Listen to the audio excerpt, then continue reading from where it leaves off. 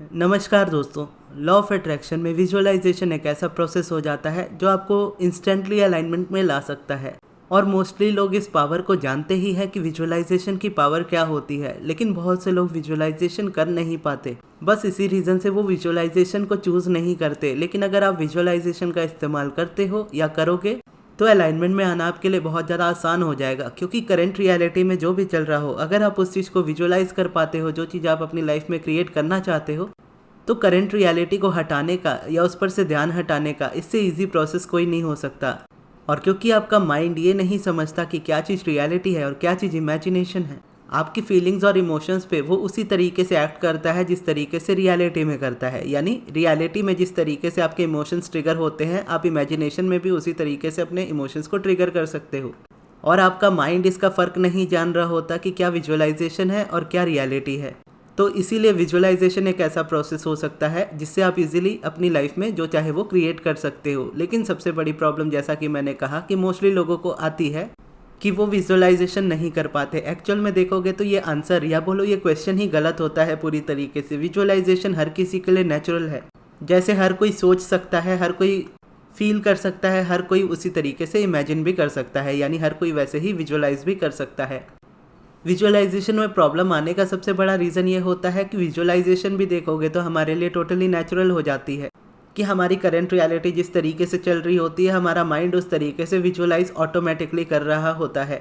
और हम current reality पे इतना फोकस्ड होते हैं कि हम अपना ध्यान हटा ही नहीं पाते उस चीज़ से न्यू क्रिएशन के लिए। और आपका माइंड ये फ़र्क नहीं जान रहा होता, आपका सबकॉन्शियस माइंड ये फ़र्क नहीं जान रहा होता कि क्या चीज़ रियलिटी है और क्या चीज़ इमेजिनेशन है। लेकिन आप कॉन्शियसली इस बात का गैप बहुत अच्छे से जान रहे होते हैं कि आप विजुअलाइज कर रहे हो या आप रियलिटी में उस चीज़ को देख रहे हो। यही एक रीज़न हो जाता है कि विजुअलाइजेशन आप अपने तरीके से नहीं कर पाते हो। बाय डिफ़ॉल्ट तो देखोगे विजुअलाइजेशन होती रहती है, लेकिन होती उसी तरीके से है जिस तरीके से आप नहीं चाहते हो।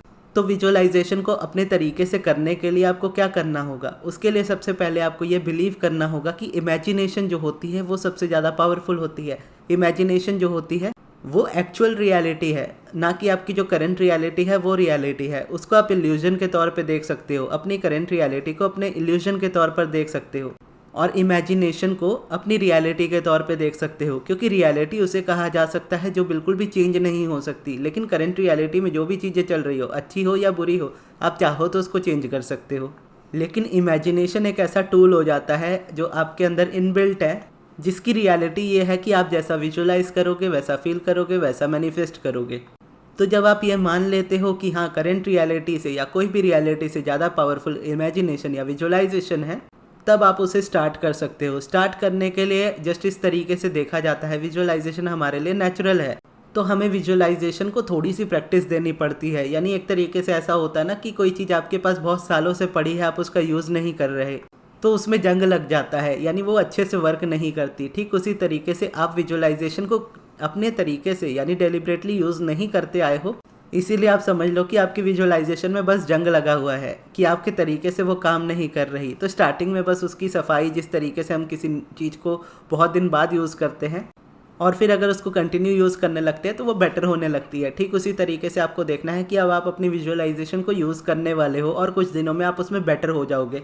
इसीलिए विजुअलाइजेशन के स्टार्टिंग में ही मैं ये कहता हूँ कि आपको ऐसे गोल्स को नहीं विजुअलाइज करना चाहिए जिस पे आपका बिल्कुल भी बिलीव ना हो। इवन दो बिलीव ना भी हो तो आप विजुअलाइजेशन से मैनिफेस्ट कर सकते हो, लेकिन बस रहेगा ये कि कंसिस्टेंट बेसिस पे आप विजुअलाइज नहीं कर पाओगे उस चीज़ को, क्योंकि बिलीव नहीं हो पाएगा। या वही जंग लगने वाली बात हो जाएगी कि अच्छे से विजुअलाइज नहीं कर पाओगे, तो वो चीज़ और परेशान आपको करेगी। तो इससे बेटर है कि अपनी विजुअलाइजेशन को थोड़ा सा ओपन करें, जैसे वार्म अप हम करते हैं। विजुअलाइजेशन में अपने सभी सेंसेस का यूज़ करना ज़्यादा बेटर होता है। आप उसमें क्या देखते हो क्या नहीं देखते हो वो ज़्यादा इंपॉर्टेंट नहीं होता, क्योंकि एक्चुअल में आप कॉन्शियसली ये अंदाज़ा लगा सकते हो कि विजुअलाइजेशन डिफरेंट है और आपकी रियलिटी डिफरेंट है। रियलिटी में चीज़ें हमें जैसे आंखों से दिखती है, विजुअलाइजेशन में उतनी क्लियर पूरी तरह से कभी नहीं दिखती। अगर विजुअलाइजेशन रियलिटी जितनी असली हो जाए तो इंसान का दिमाग तो एकदम फिर जाएगा। आप देखोगे कि रियलिटी और इमेजिनेशन में वो फ़र्क नहीं कर पाएगा कि क्या चीज़ रियल में हो रही है, क्या चीज़ मेरे इमेजिनेशन में है। तो ऐसे में प्रॉब्लम्स भी कई सारी क्रिएट हो सकती हैं। तो इसीलिए जब आप विजुअलाइज करोगे तो कॉन्शियसली आपको पता होगा कि आप विजुअलाइज कर रहे हो, बस आपके माइंड को नहीं पता कि वो विजुअलाइजेशन है या करंट रियलिटी है। तो अपनी विजुअलाइजेशन को ओपन करने के लिए जैसा मैंने कहा अपने सारे सेंसेस का यूज़ करना होता है। उसके लिए आप स्टार्टिंग ऐसे कर सकते हो कि जैसे अभी मैं चेयर पे बैठा हूँ, तो चेयर पे बैठे बैठे मैं अपनी आंखें बंद करूँगा और देखने की कोशिश करूँगा मेरे पूरे घर को। अपने घर के सबसे बाहर वाले गेट में मैं जाऊँगा और वहाँ से देखूँगा कि किस तरीके का मेरा गेट है और किस तरीके से वो ओपन होता है। जब मैं उसको खोलने जाऊँगा तो मैं जब हाथों से अपने गेट के जो डोर टाइप का होता है उसका नॉक जिसको बोलते हैं, वो अगर मैं उसको घुमाऊंगा या उसको टच करूंगा तो मेरे हाथों में जो फील होगी उसको मैं फील करूंगा। और अगर मैंने स्लीपर्स नहीं पहने हैं तो मैं ज़मीन की यानी फ़र्श की ठंडक को फील करूंगा, या अगर बाहर धूप है तो धूप की गर्मी को पैरों में फील करूंगा और उस तरीके से मैं अंदर आने की कोशिश करूंगा। मेरे घर के स्टार्टिंग में थोड़ी सी स्टेयर्स है, एक दो तो उसमें अगर मैं चढ़ूंगा तो स्टेप बाय स्टेप जाने का, मैं स्टेयर्स चढ़ने का विजुअलाइज करूंगा कि मैं स्टेयर्स चढ़ के अपने रूम में आ गया हूँ और अब मैं आकर अपनी दूसरी चेयर पर बैठ चुका हूँ जो मान लीजिए प्लास्टिक की है। प्लास्टिक की चेयर में अब जैसे मैं बैठा हूँ, दोनों हाथ मेरे आर्म रेस्ट पे है और आर्म रेस्ट पे जब आप चेयर पे हाथ रखते हो तो वो चेयर की फीलिंग आपको पता होती है किस तरीके की है। वो ठंडक आपको महसूस होती है आर्म रेस्ट पे। आप आर्म रेस्ट पे जब हाथ रखते हो और पैर जब आप अपने फर्श पे रखते हो तो फर्श की ठंडक आपको महसूस होती है। तो इस तरीके से विजुअलाइजेशन को हम स्टार्ट कर सकते हैं। अब यहाँ पर देखोगे कि आप अपनी कुछ मैनिफेस्टेशन के लिए इस चीज़ को नहीं कर रहे, आप जस्ट वार्म अप के लिए इस चीज़ को कर रहे हैं। और जब भी आप विजुअलाइजेशन करने जाओ उससे पहले थोड़ा सा ये वार्म अप कर लो। वार्म अप कर लोगे तो एटलीस्ट जैसे होता है ना कि हम कुछ स्पोर्ट्स खेल रहे हैं या कोई एक्सरसाइज करने वाले हैं, उसके लिए अगर हम वार्म अप कर लेते हैं तो हमारा वर्कआउट सेशन अच्छा रहता है।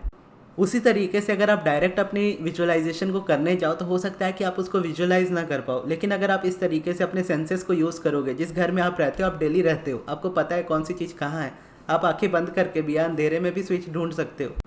तो अब उसी चीज़ को आपको विजुअलाइजेशन में करना है। आप जहाँ भी हो, आप अपने एक रूम में हो, अपने एक रूम से उठ करके दूसरे रूम में जाओ, अपनी इमेजिनेशन में, रियल में नहीं जाना है, अपनी इमेजिनेशन में जाना है और इस तरीके से कुछ भी छोटा मोटा डे टू डे वाला काम करके देखो और विजुअलाइजेशन आपकी बेटर होती चली जाएगी। पहले दिन वार्म अप करने पे हो सकता है आप उतने अच्छे से विजुअलाइज ना कर पाओ, लेकिन 10 दिन अगर आप लगातार इस चीज़ को कर रहे हो तो 10 दिन आप विजुअलाइजेशन करने के लिए पहले वार्म अप, उसके बाद एक्चुअल विजुअलाइजेशन करोगे तो ज़मीन आसमान का आपको उसमें अंतर दिखेगा। और इस तरीके से आप अपनी विजुअलाइजेशन को यूज़ कर सकते हो। विजुअलाइजेशन आपके लिए बहुत फन प्रोसेस भी होगा और जितना आप इसको करोगे आप उतना इन्जॉय भी करते जाओगे। और विजुअलाइजेशन करने का एक्चुअल में देखोगे तो कोई टाइम नहीं होता, क्योंकि जिस भी टाइम में आप एक्चुअल में सोचो, यानी माइंड तो हर वक्त सोच रहा है, तो आप विजुअलाइजेशन किसी भी वक्त कर सकते हो। लेकिन कहते हैं बेटर टाइम सोने से पहले का होता है, वो इसीलिए होता है क्योंकि कॉन्शियस उस वक्त बहुत डीएक्टिवेट होता है। जैसा कि डॉक्टर जोसेफ मर्फी भी कहते हैं कि स्लीपी और ड्राउजी स्टेट बहुत अच्छी होती है विजुअलाइजेशन के लिए। तो उस समय जब हम स्लीपी और ड्राउजी स्टेट में होते हैं सोने से पहले या उठने के जस्ट बाद, उस वक्त अगर आप अपनी विजुअलाइजेशन को करते हो तो उस वक्त वो डोर ओपन होता है सबकॉन्शियस का। लेकिन मैं यही कहता हूँ कि अपने अकॉर्डिंग अपने टाइम को चूज़ करो कि आप कब परफेक्ट तरीके से कर पाते हो, आपको कब अच्छा लगता है, उस हिसाब से अपने टाइम को चूज़ करो। तो ये थी आज की विजुअलाइजेशन की वीडियो। आपको ये वीडियो कैसी लगी कमेंट बॉक्स में ज़रूर बताइएगा। और रिसेंटली मैंने माइंड रिप्रोग्रामिंग ऑडियोज़ को बनाना स्टार्ट किया है, जो कि एक्चुअल में देखोगे तो मिक्सचर है मेडिटेशन, पिवटिंग और पॉजिटिव एस्पेक्ट्स का। जिस तरीके से मैं अपनी क्लासेस में सिखाता हूँ तो क्लासेस में मैं डेली बेसिस पे वो रेपिटेशन के तौर पे ही सिखाता हूँ। तो अब वही चीज़ मैंने अपने माइंड रिप्रोग्रामिंग ऑडियोज़ में उनको रखा है कि जो चीज़ मैं डेली बेसिस पे रिपीट करता हूँ उन चीज़ को एक ऑडियो में पूरी तरह से बना करके आप लोगों को दूँ, ताकि आप डेली बेसिस पे अगर आप उसको सुनो तो आपका माइंड उस चीज़ को एब्जॉर्ब करे। तो उसके लिए मैंने कल वाली जो वीडियो बनाई थी वो आप वीडियो जरूर देखिएगा, वो सेल्फ लव की है। अगर आप स्टार्टिंग कर रहे हो लॉ ऑफ अट्रैक्शन में और आपका माइंड आपको लगता है बहुत रेजिस्टेंस या नेगेटिविटी क्रिएट करता है, तो उस वाली ऑडियो को सुनिएगा और डेली बेसिस पे सुनिएगा। वो आपकी रेजिस्टेंस को रिलीज़ करेगा, प्लस आपको एक अलाइनमेंट में लेकर के आएगा। और अगर आपको वैसा माइंड रिप्रोग्रामिंग ऑडियो पर्सनल बनवाना हो या सब्लिमिनल पर्सनल बनवाना हो या मुझसे पर्सनल सेशन लेना हो, तो इन तीनों चीज़ों के लिए आप मेरे मैनेजर अमृत को कांटेक्ट कर सकते हो उनके व्हाट्सएप नंबर पे। उनका व्हाट्सएप नंबर मैं आपको इस वीडियो के कमेंट बॉक्स में दे दूंगा। और ये वीडियो आपको कैसी लगी कमेंट बॉक्स में ज़रूर बताइएगा। और इस वीडियो को यहाँ तक देखने के लिए बहुत बहुत धन्यवाद।